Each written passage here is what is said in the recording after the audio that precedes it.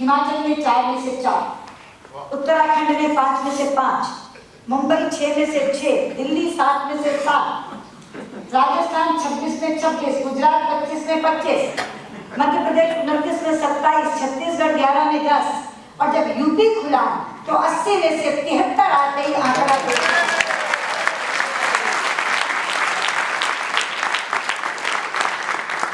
और 272 प्लस का लक्ष्य संभव हो गया। हम अपने तौर पर 282 जीत पर आए, हमारे सहयोगियों की ओर से अलग। लेकिन मुझे ये मालूम है कि ये जो इतना वोट पड़ा उसके पीछे एक उम्मीद थी। It was an election of hope. ये उम्मीद का चुनाव था, क्योंकि पुराने 5 वर्षों में देश ठप हो गया, कुछ भी चलता हुआ नहीं दिख रहा। अखबारें लिखने लगी थी India growth story is over, success story is over. तो कहीं ना कहीं उस ठप खड़े हुए देश को कोई चला देगा, दौड़ा देगा, निर्णय होने लगेंगे, देश वापस पटरी पर लौटेगा। ये एक उम्मीद वो वोट डलवा रही थी। इसलिए गरीब ने डाला, अमीर ने डाला, पढ़े ने डाला, अनपढ़ ने डाला, महिला ने डाला, पुरुष ने डाला, और युवा ने तो ऐसे डाला जैसे उनको लग रहा था कि वो स्वयं हमारी आमी। इतना वोट पड़ा। लेकिन जैसे मैंने कहा कि ये उम्मीद का वोट था, इसलिए हमें इस जिम्मेदारी का भी एहसास है कि हमें इस उम्मीद पर खरे उतरना है। और इस बात का भी एहसास है कि जो उम्मीद से वोट देता है वो बहुत जल्दी अधीर भी हो जाता है, बहुत जल्दी बेचैन भी हो जाता है, उसके पास समय नहीं मिलता। इसलिए we know we have to deliver and we also know that we have to deliver fast. हमें करना है और जल्दी करना है।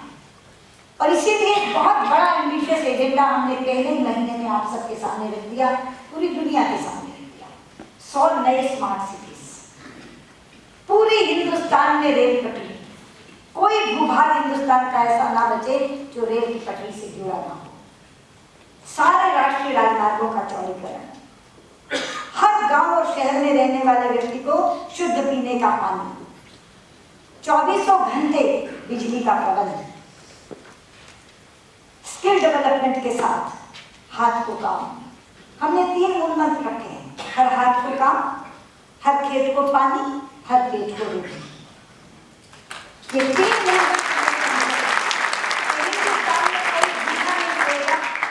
कोई काम बिना हाथ के खाली नहीं रहेगा और कोई खेत प्यासा नहीं रहेगा। ये 3 बड़े लक्ष्य सामने रख करके हमने अपना एजेंडा सेट किया। इसलिए मैं आई हूँ। आज ये डिजिटल प्रवासी भारतीय दिवस केवल एक रस्म निभाएगी नहीं, मैं आपको न्योता देने आई हूँ,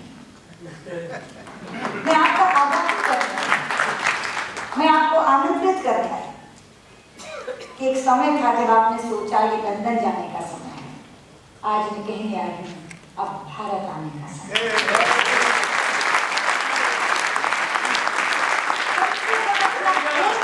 जरूर भारत में रखिए, बहुत अवसर, बहुत अपॉर्चुनिटीज।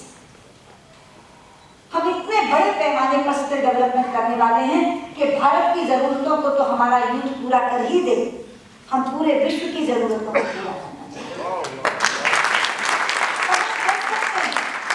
क्यों कर सकते हैं कि 65% हमारी जनसंख्या 35 वर्ष से कम की है।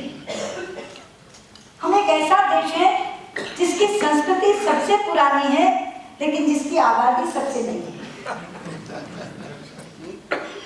इतना यंग कंट्री है, 65% जनसंख्या जिनकी 35 वर्ष से कम है।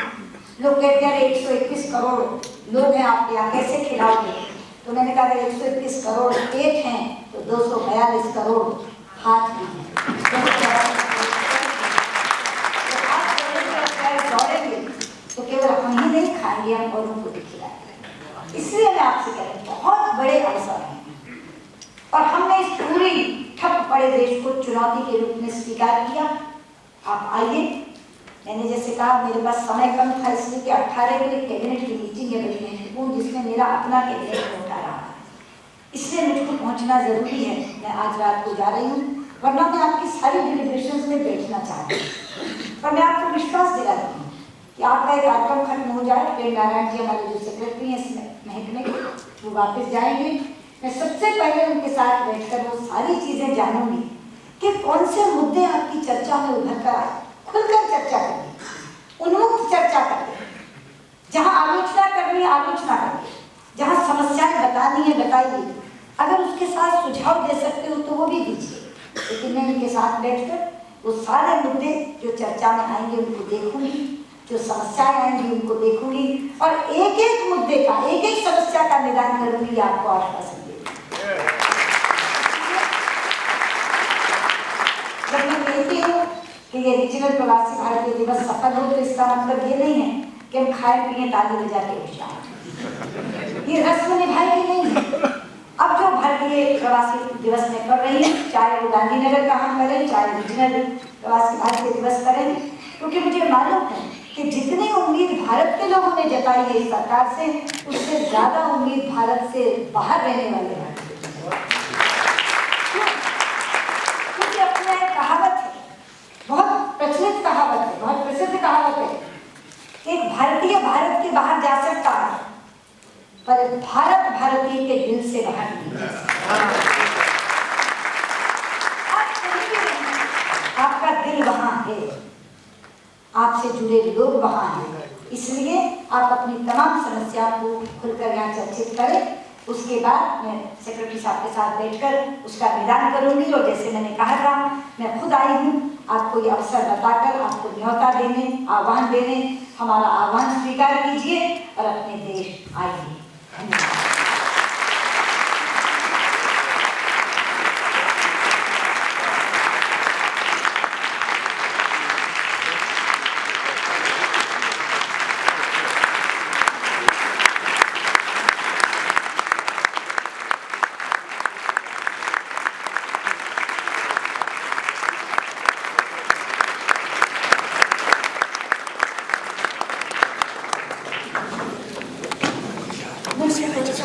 Thank you so much for sharing the challenges, your vision, and very much setting the tone for the rest of the day, which will involve plenty of interactive debate. Now, ladies and gentlemen, we have a little bit of housekeeping to do. Our dignitary is going to exit the stage, but I'd very much like you all to remain seated if you would like to do that. Mr. Singh is just going to help you all off the stage now. We're going to have to do a bit of rearranging of chairs.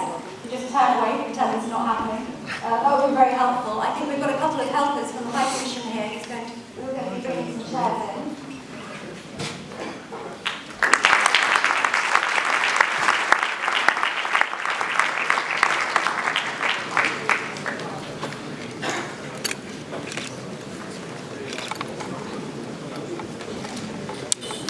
Now we don't have a coffee break just at the moment.